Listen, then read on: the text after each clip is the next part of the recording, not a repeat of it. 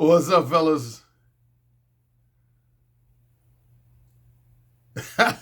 You know whose name I'm gonna start off by saying, you know whose name I'm gonna bring up yet again. Again. This will be technically my fifth video in a row. I'm on a streak. I don't think I've ever talked about your boy this many videos in a row.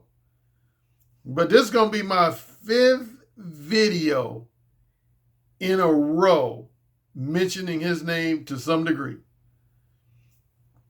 Yep, starting with my video where the day I got married, I did a video, and towards the very end of that video, I mentioned his name, but it was only briefly, but I mentioned his name. Yeah, that was Friday, July 17th. Then the next video I did a week and a half later, I mentioned his name. He was probably at least 1/3 of that video. Then last Friday, I talked about his interview with Kevin Samuels, where he was the main basis of that video. And then the video on Sunday, 2 days ago.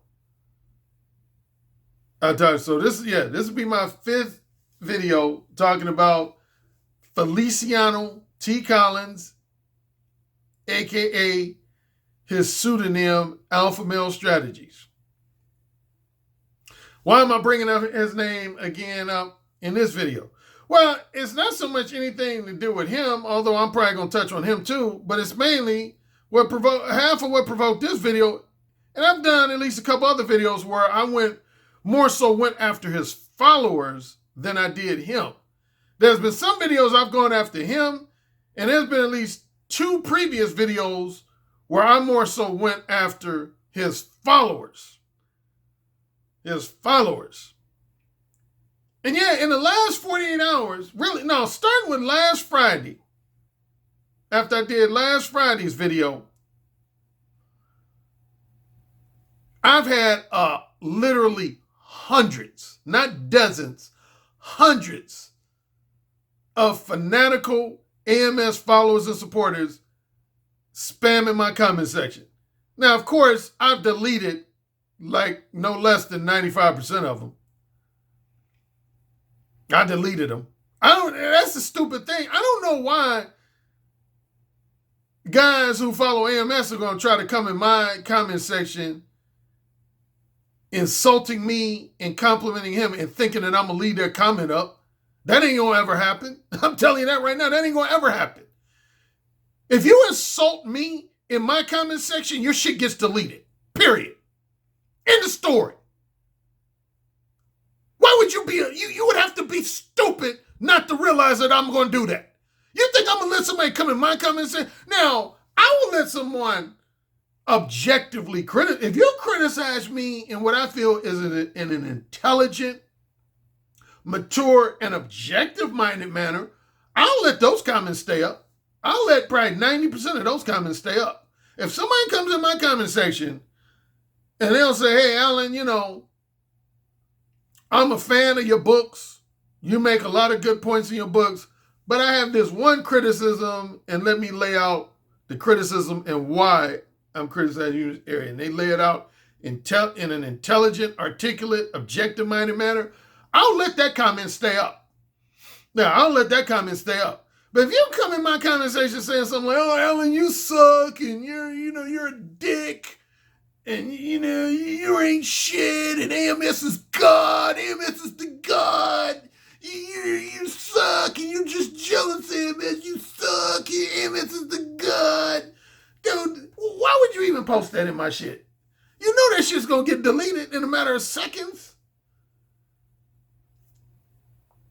But yeah, I would say starting with after I uploaded my video on Friday up until now, I would estimate that I've had to delete over 100 comments posted by guys who I could tell were AMS fans.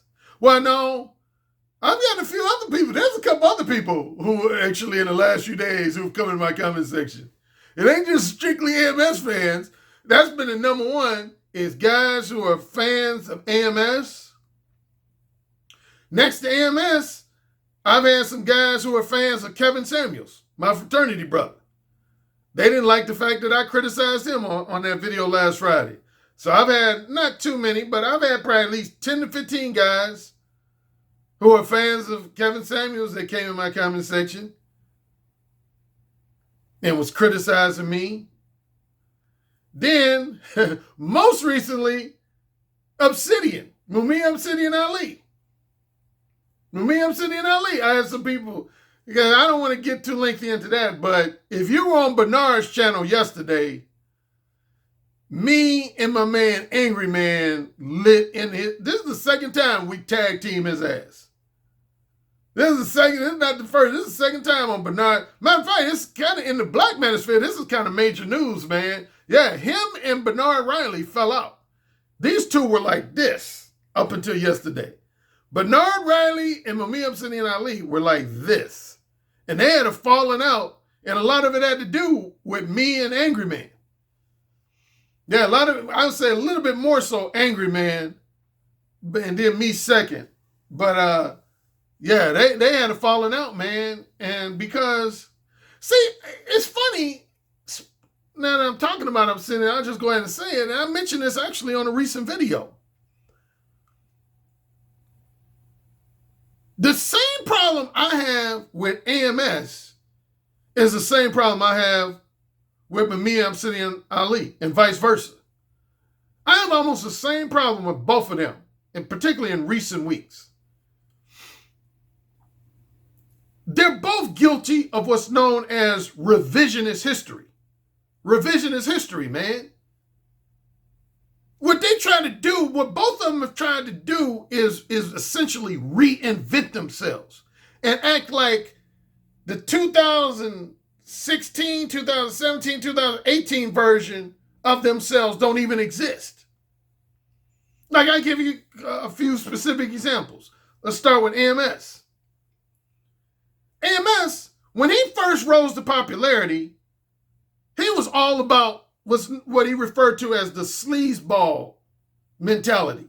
The sleazeball mentality. Basically, which represented just blatantly lying to women, blatantly misleading and manipulating women, blatantly toying with women's feelings in order to get them in bed. That's all he cared about. He said, man, I don't care about being honest with women. I'm all about lying to women. He said, I'm all about misleading and manipulating women. I'm all about toying with women's feelings. He said, I don't care what, he said, I'm willing to do whatever it takes to fuck these hoes to sleep. That was his main mantra, starting with December of 2017 all the way through most of 2018. That was AMS' main mantra, was I'm all about doing whatever it takes. If it means lying, manipulating women, whatever. I'm all about doing whatever it takes to fuck these hoes to sleep. Now, in the last 9 to 12 months, if you notice, he's trying to tone that down now. He's actually now trying to tone that down. And he hardly ever mentions the term sleazeball anymore. Some of his fans and followers still mention it, but he himself, you rarely, if ever, hear him say the term sleazeball anymore. It's like he's trying to act like the sleazeball version of AMS don't even exist. He's trying to act like that version of AMS don't even exist. And then to do it me more specifically, when he was rising in popularity between December 2017 and let's say roughly July, August of 2018, when he was rising to popularity, he used to keep my name in his mouth. He used to keep my name in his mouth. And I noticed none of his followers criticized him. How come people weren't saying to him, why you always got Alan Roger Currie's name in your mouth? Huh? How come none of his fans were saying that? How come they weren't saying, how come you keep Alan Roger Currie's name in your mouth? And then all of a sudden when he reached a certain level of popularity, let's say beginning with roughly September of 2018, then he stopped mentioning me.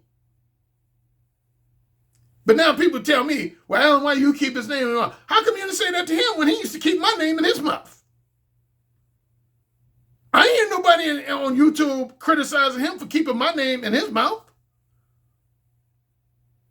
But anyway, going back to the revisionist history criticism, yeah, that's the two ways that AMS has changed. The two main ways that AMS is guilty of revisionist history is, one, he started off being all about that sleazeball gang mentality. Now he hardly ever mentions sleazeball. Now he hardly ever mentions the whole sleazeball mindset. Secondly, in regards to me specifically, this dude used to always keep my name in his mouth. And on the positive end, he used to endorse my books. He used to endorse The Possibility of Sex. He used to endorse the Beta Male Revolution. But then later on, he started acting like, well, Alan's knowledge, wisdom, insight, and advice ain't unique to him. All he's doing is expressing knowledge, wisdom, insight, and advice that's universal. And that led to him saying the game is the game is the game. Well, see, that's a contradiction right there. How in that Black Ram interview, why are you going to say I learned a lot of game from Alan Roger Currie, but then turn around and say that everything Alan Roger Currie is saying is just representative of knowledge I already knew? See what I'm talking about when I be talking about contradictions? That's a contradiction. You all heard that Black Ram excerpt from that Black Ram interview? When Black Ram said, who inspired you and influenced you to become a dating coach? The first name he mentioned was me. He said, I learned a lot of game from Alan Roger Currie. But then that was in late January, early February when he did an interview. Then roughly about 2, 3, 4 months later, he basically started saying, oh, I didn't really learn anything from Alan Roger Currie. Alan Roger Currie just talks about stuff that everybody knows. Because the game is the game is the game. Now to touch on Obsidian and his being guilty of revisionist history. Anybody who kept up with Obsidian knows this motherfucker was Mr. Black Female Fuckery on YouTube. That's all he talked about. Starting as far back as I first became cross paths with Obsidian back in fall of 2015. So I would say starting with 2015 all the way up until literally late last year, early this year. That's all that dude talked about was black female fuckery. How black women are full of fucked up behavior. That's all he talked about. And he even made statements where he said black women were not worth pursuing for long-term relationships and marriage. He said that statement multiple times. And then yesterday, he had the nerve to be on Bernard's channel admonishing black men for being against long-term relationships and marriage to black women.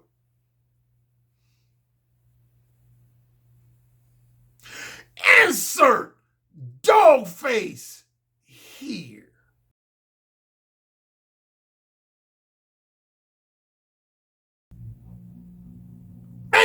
Can we say hashtag flip-flop? This motherfucker was the main person on black man on YouTube discouraging black men from entering into long-term relationships with black women and seeking out black women to be their wives and fiancés. But now, in recent weeks, he's trying to market himself as the #1 black male long-term relationship expert in the black manosphere. And without getting too long a story, man, me and Angry Man went in on this motherfucker, man. We went in on this motherfucker for that blatant flip-flopping.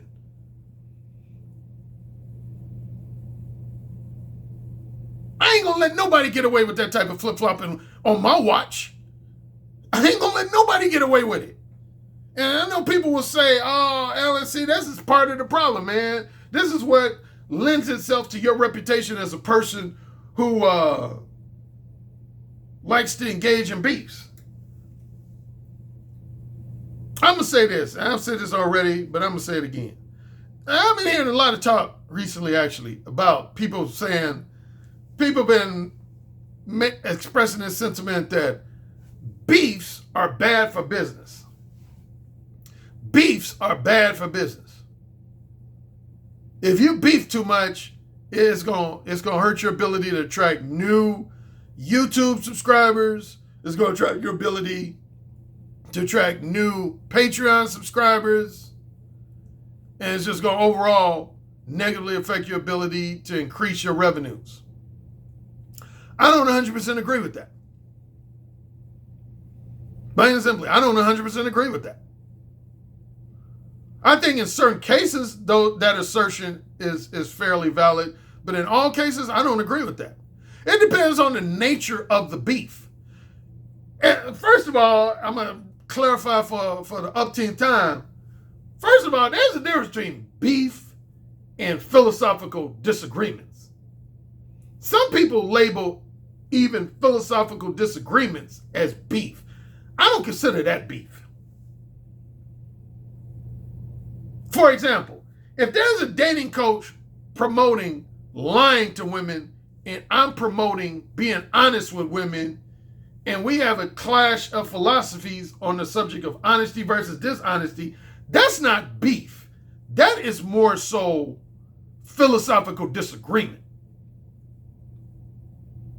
If you're promoting taking women out on 2 to 3 dates to get them to have sex with you, and I'm over here promoting that you should never take a woman out on dates in order to engage in short-term, non-monogamous casual sex with them, that's not beef. That's a philosophical disagreement.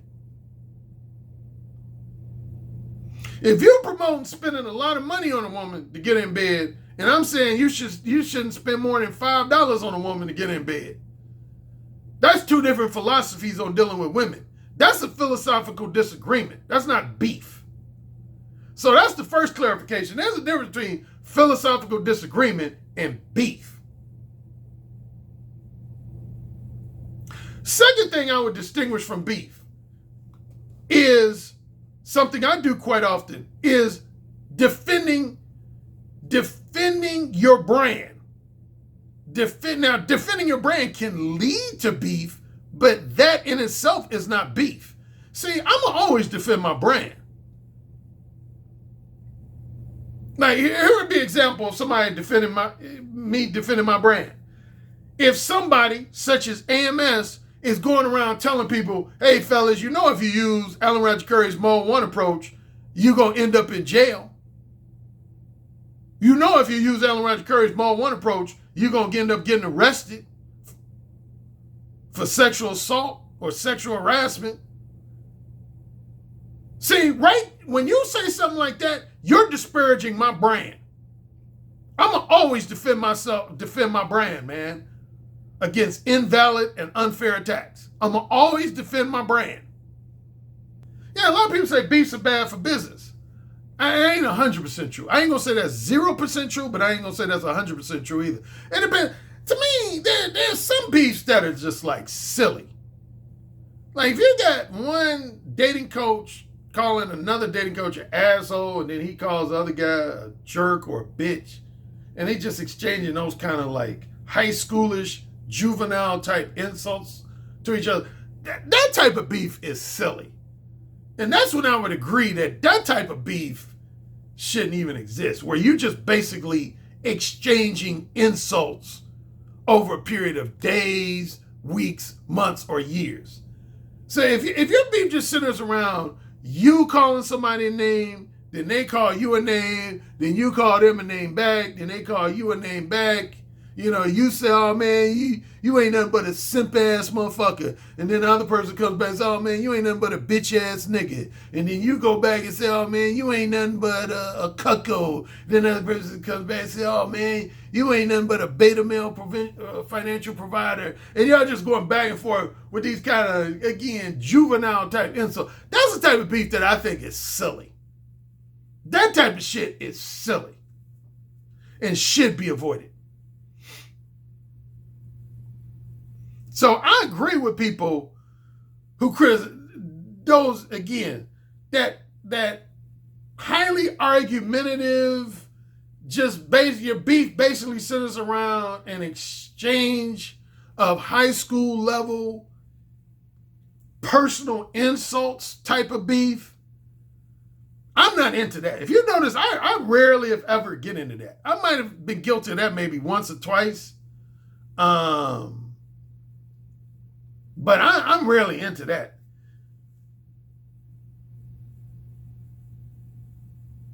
But the major times that I'm gonna have beef with people, and I'm not gonna regret having beef with people. Again, I already mentioned one. When somebody tries to disparage my Mode 1 brand, man. When somebody tries to disparage my Mode 1 brand, tell lies about my Mode 1 brand, or offer disparaging remarks about my Mode 1 brand, oh, you know, you're going to get a rise out of me. You're going to get a rise out of me. Second, and this relates to AMS, is when people are copying, repeating, regurgitating, and essentially verbally plagiarizing large portions of my material without giving me what's known among authors as proper credit attribution.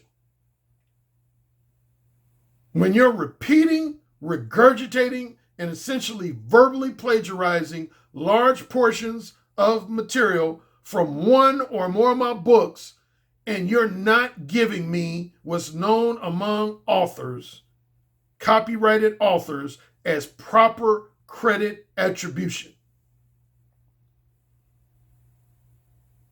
I'm going to come after you, and it's going to be relentless.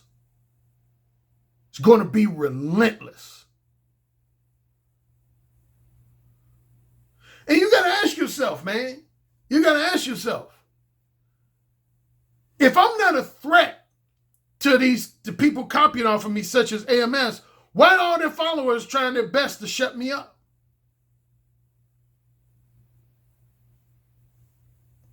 Think about that. Seriously, think about it. Think about that for a moment. I want you to literally take a few seconds, if not a minute or two, to marinate on that. If me telling the truth about AMS copying my shit was not a threat to his stature, his popularity, and the business he generates, why would I have hundreds of his followers coming in my comment section trying to shut me up?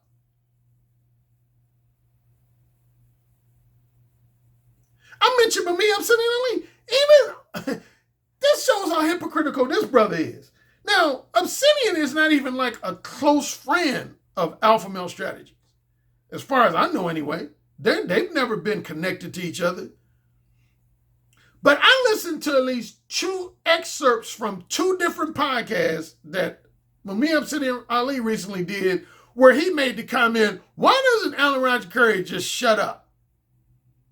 Why does he need to keep calling out AMS? Why does he just shut up?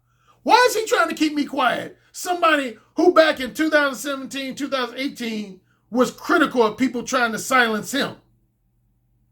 Hashtag hypocrisy. That's one of the things he used to always talk about, how people was trying to silence him. Now he wants me to shut up. And again, he ain't even close to AMS like that.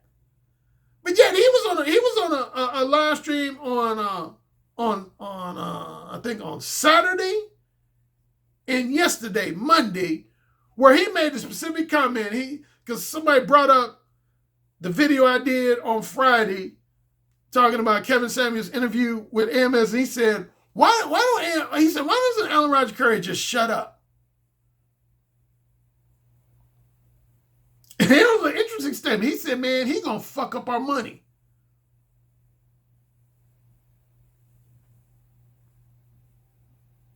What does that mean? That was an interesting comment. He basically said something to the effect, if Alan Roger Currie keeps making noise about AMS stealing his stuff, if he keeps bringing him up, he said, among other things, he's going to fuck up our money. O-U-R, our money. Oh, really now? Oh, really? Yeah, that's what he said. He said he's going to fuck up, if he keeps talking, he's going to fuck up our money.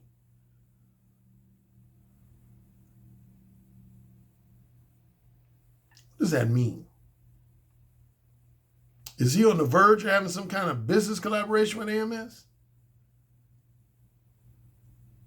Huh? That's what that implies. Because why else would he say that? Unless it suggests that he has something to gain financially by AMS's success.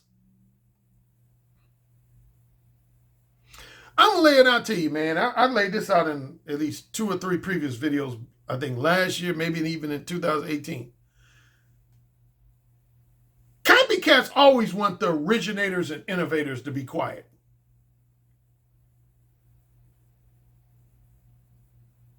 Copycats always want the originators to be quiet. For the simple fact that once people find out that you're not the original source of the material that is contributed to your popularity, I gave this example once before. I'm going to give it again. Here's an example I'm going to give for at least the 3rd time. In the same way AMS had a somewhat, what most people call a quick rise to success, if there was another black male YouTuber that had a similar quick rise to success back around, it was somewhere between 2012 and 2014, it was a guy by the name of Maurice Kane Carter. Maurice Kane Carter. Some of y'all probably don't remember him, but there's a few people I remember when I talked about him before in my comment section who said they do remember him. There was a guy named Maurice Kane Carter. He kind of exploded on the scene. I would loosely compare him to Alpha Male Shane in terms of how quickly his popularity rose. This guy, he was a guy that went from having when he first started out, he had somewhere between 500 to 1,000 subscribers on YouTube. Within a matter of months, this dude had almost 500,000 subscribers. Yes. He went from having about roughly 1,000 subscribers, and I want to say in less than a year, definitely in less than 2 years, he had roughly 500,000 subscribers. Well, he wasn't like a dating coach or a PUA. He would basically be doing just what I would call YouTube comedy. But it was comedy that had a message. A lot of his comedy was critical of women and specifically black women. He was mainly he would do like these brief comedy skits. And most of his comedy was attacking some aspect of women's behavior, more specifically black women's behavior. And again, he was like super duper popular. Me and him crossed paths a couple times because he actually criticized the Mode 1 approach in one of his videos. The one time me and him crossed paths, he actually did a video where he actually criticized Mode 1. He said Mode 1, in his opinion, led to too many abrupt rejections. And he basically promoted he basically promoted Mode 3. He was almost similar to AMS. He did a video where he said, man, fuck this honesty shit. He was like, man, I'm about lying to these bitches. He said, if you do that direct shit, that direct verbal game shit, man, you're going to be rejected left and right, left and right. He said, I've had the most success getting women in bed by just fucking lying to these bitches.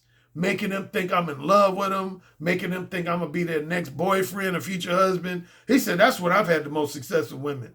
He said, I lie to these bitches. And I did a response video. That was before I officially came on YouTube. That was one of the first times I did a video podcast, technically. Was I did a response video to Maurice Kane Carter. But anyway, going back to my thing about copycats and originals, he rose to popularity, but guess what stunted his rise, his popularity? It started slowly but surely coming out that he was stealing material from the late great comedian Patrice O'Neal. Yeah, he was stealing material from Patrice O'Neal. Not only was he just stealing the themes of Patrice O'Neal's material, the theme of his material, but he was stealing a lot of his material like word for word. Word for word. And matter of fact, one of the guys who called him out is a guy who I consider a friend of mine. I was a guest on his show. He was one of Patrice O'Neal's best friends. His name is Dante Nero. Yeah, Dante Nero, man, went after him hard. Like, basically, Dante Nero went at him with attitude like, dude, if I see you on the streets, I'm going to fuck you up. Real talk.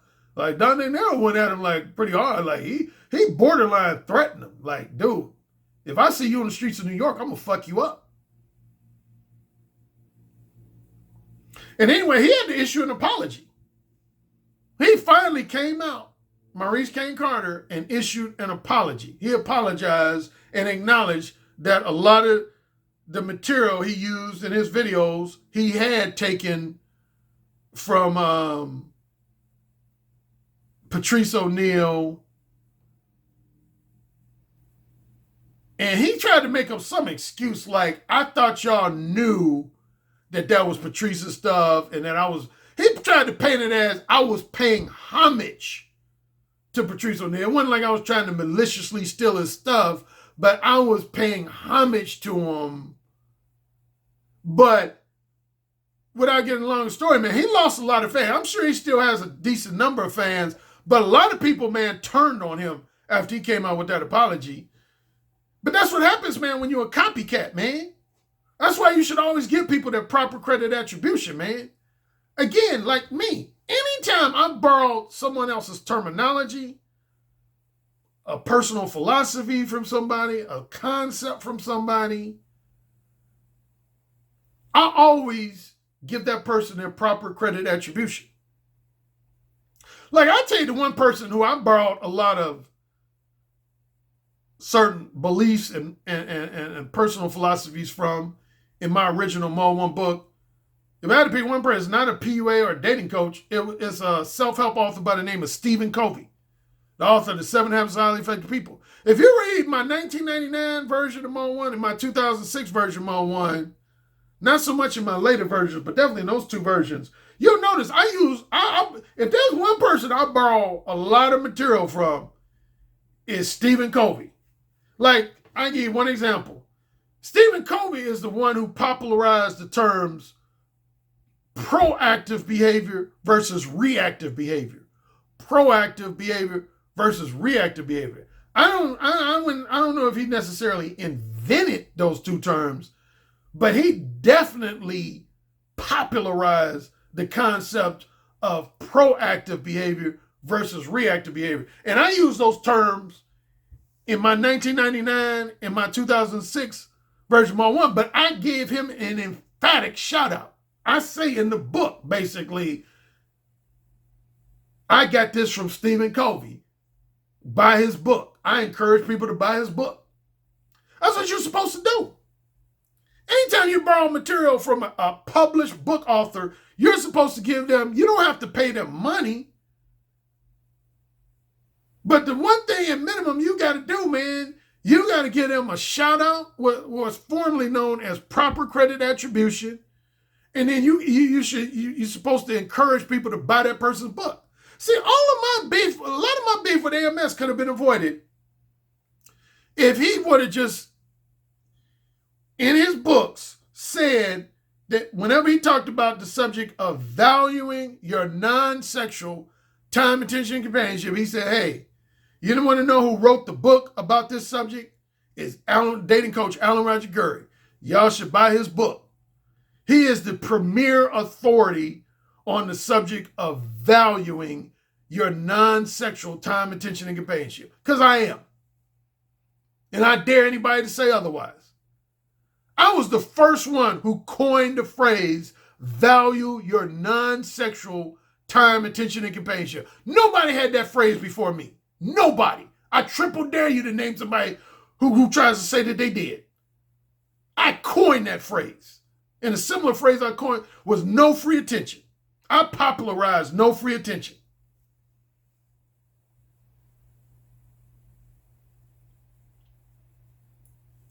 If you go on YouTube now, you'll see at least 5 to 10 different guys got videos talking about valuing your non-sexual. I was the first one to talk about that shit, man. Everybody know it. I was the first one to talk about that. And I rarely get credit. Well, I did go on one person's video. I can't remember their name. It was two black guys. They were talking about it. And they mentioned my name. They mentioned my name. Yeah. And there's been some people who have given me credit. I've heard some people when they do talk about that subject, they'll say, just real briefly, they'll say, shout out to Alan Roger Currie and his book, The Possibility of Sex.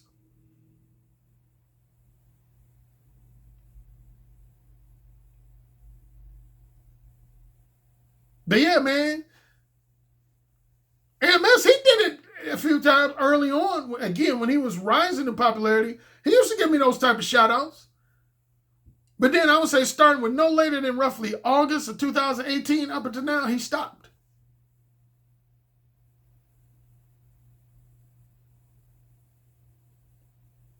Oh, here's a funny thing, man. Now, I've mentioned a few times that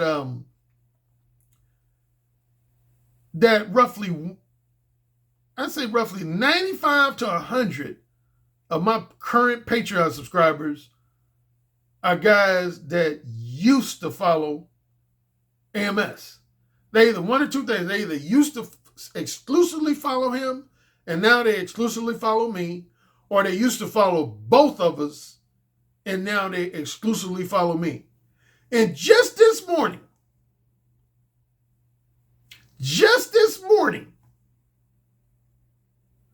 I had a young brother, intelligent brother. What did I just say in a recent video? When I was talking about the comparison of my followers and supporters to AMS followers and supporters. I said in terms of quantity, he might have more YouTube subscribers than I do.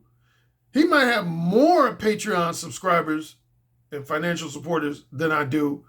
But I said, if nothing else, when you talk about the quality, not quantity, but quality of followers, I said it's no contest. I said my followers are way more intelligent than his followers. I'll put money on that. I literally would. I'll put money on that bet. MS, man, I've been through his comment section before. I rarely see any really intelligent comments from his followers and supporters. The vast majority of my followers and supporters are people who are very intelligent. I would say over half of them are college educated.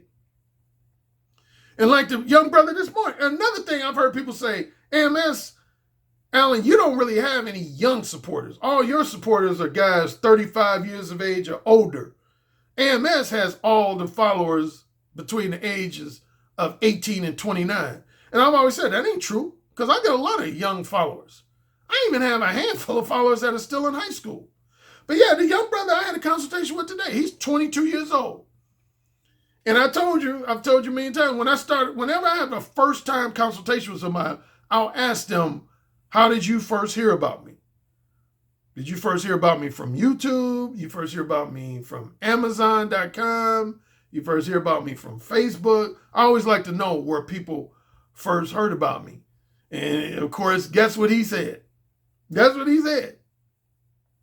He said, as soon as he started smiling, I knew what he was going to say. He started smiling. And he said, well, I got to tell you, Alan, he said, the first dating coach I followed was AMS. And I just kind of shook my head and smiled like I should have known that was coming. He said, yep. He said, when I first started looking for dating advice, the first guy I came across was Alpha Male Strategies. And of course, I was curious to know, as I always am, why he stopped following AMS. So I asked him, I said, okay, you start off following him. He said, why did you stop following him? And he basically narrowed down to three things. It was three things he said why he stopped following AMS. He said, well, for starters, he said, Alan, you've never given me an impression that you dislike women.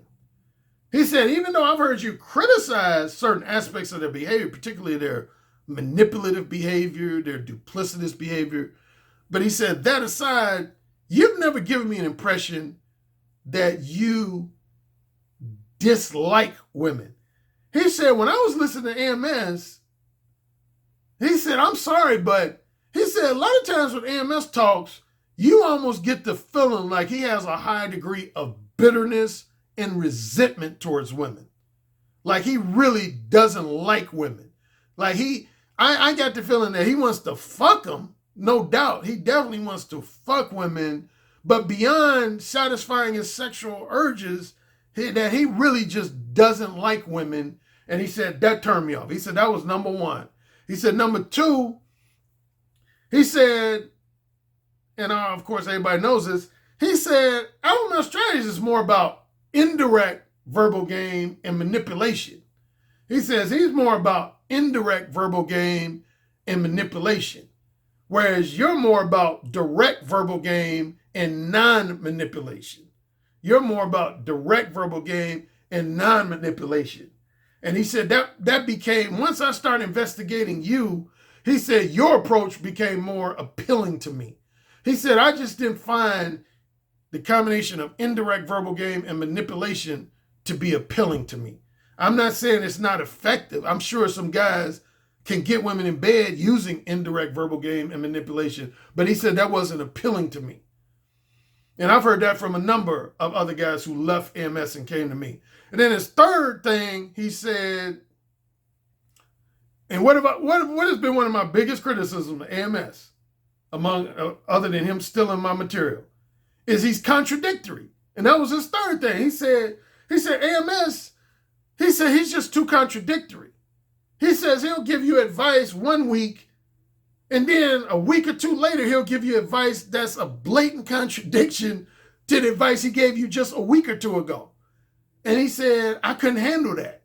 He said he flip-flops on a lot of his advice. He gives you one piece of advice 1 minute, and then he'll give you another piece of advice that's like a total 180-degree contradiction of the advice he just gave you like 2 weeks ago. And he said that was starting to confuse me and frustrate me. And he said, with you, Alan, I noticed your advice is always consistent. Let me repeat that. He said, with you, Alan, once I became more familiar with you, I realized your advice is always consistent. My advice has been consistent for the last 25 plus years. I've never flip-flopped on any of my pieces of advice. I would challenge anybody to find any piece of advice from my Mode 1 book that I flip-flopped on, from my Ooh Say It Again book that I flip-flopped on, from my Possibility of Sex book that I flip-flopped on, and from my Beta Male Revolution book that I flip-flopped on. I ain't flip-flopped on shit. Now, the one time I've been accused of flip-flopping is in relation to the Beta Male Revolution. I had some guys who said, Alan, I could have sworn in the Beta Male Revolution you said you was anti-marriage and now you married. I never said I was anti-marriage in the Beta Male Revolution, ever. I'll give you $100 if you can find one sentence where I say I'm anti-marriage. But yeah, this young brother, so that was the 3 reasons why he said he left AMS and came to me. Again, number 1, he said he felt like AMS deep down maintains a high degree of bitterness and resentment towards women, that all he wants to do is fuck them, but other than fuck them, he really doesn't really want to be around women. Number 2, he said he didn't find the combination of indirect verbal game and manipulation to be appealing to him. And third, he said, your boy AMS is too contradictory. So now he came into the Mode 1 family. And I'm going to provide this young brother with the best knowledge, wisdom, and insight that I possibly can. Because that's what I do. That's why I'm the godfather of direct verbal game advice. The king of verbal seduction and kinky, erotic, dirty talk.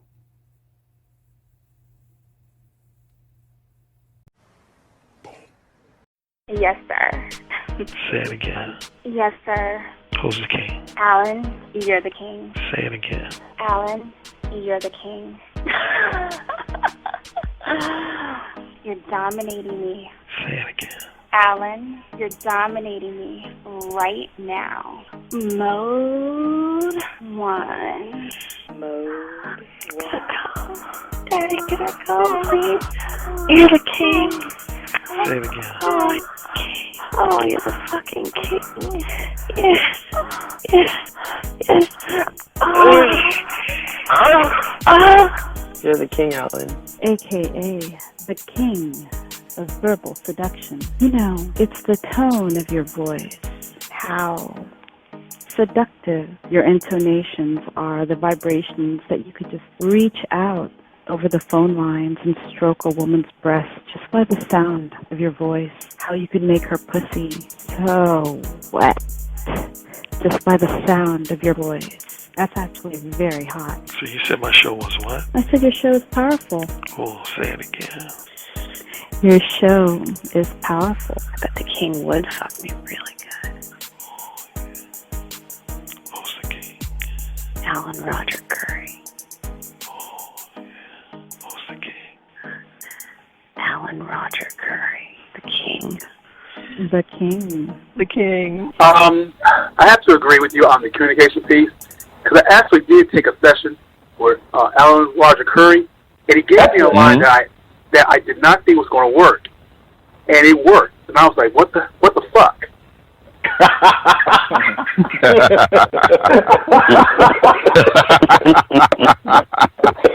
Oh my God! Currie guys, man, he's the master. He's the master of the verbal seduction. He got that communication piece down pat. It really worked.